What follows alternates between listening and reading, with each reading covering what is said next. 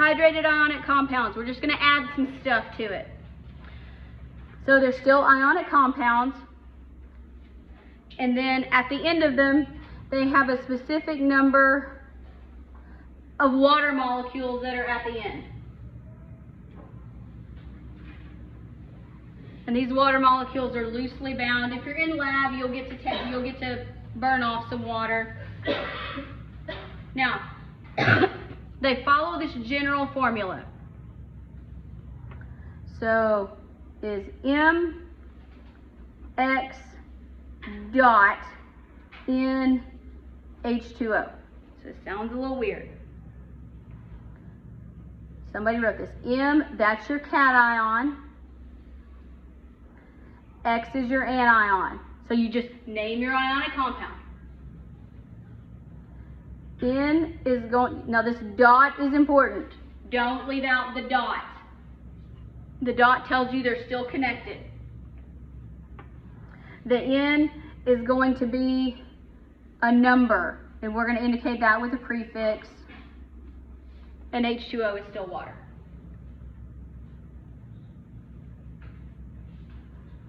These are called here waters of hydration. You can remove them by heating. Now, how do you name them? The first thing you do is you name the ionic compound first. That's what we've been doing this whole time. So far nothing has changed. Then you look at your formula and you say, how many waters are there? It'll be a number, 1 through 10, maybe half through 10, depending on how you do things. Then you're going to use a prefix based on how many waters you have. These are the prefixes. And important here, these are all Greek prefixes. We've used Latin prefixes before. These are Greek prefixes. And then you're going to place your prefix in front of the word hydrate.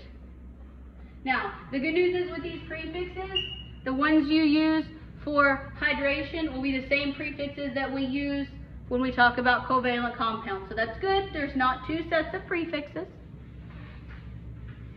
So here, if we're going to name this, we're going to name the ionic compound first. What is our ionic compound here? Calcium sulfate. Calcium sulfate. We ignore the dot. How many waters do we have? A half. So what's our prefix? Hemi. So hemihydrate. I'm not a fan of the half prefix. You will only use the half prefix for hydrates. We don't have half atoms in formulas. But, all right, BaCl2, 6H2O. Name the ionic compound first. Barium chloride. Good. How many waters do we have? 6. 6 is hexahydrate. If you're not sure here, think about shapes. So think triangle has 3 sides. A pentagon has 5 sides, hexagon 6 sides. So think about shapes. It's the same type of geometry prefixes. All right, CuSO4.5H2O is copper 2, because copper can have more than one charge. Sulfate, how many waters? 5, so that would be pentahydrate.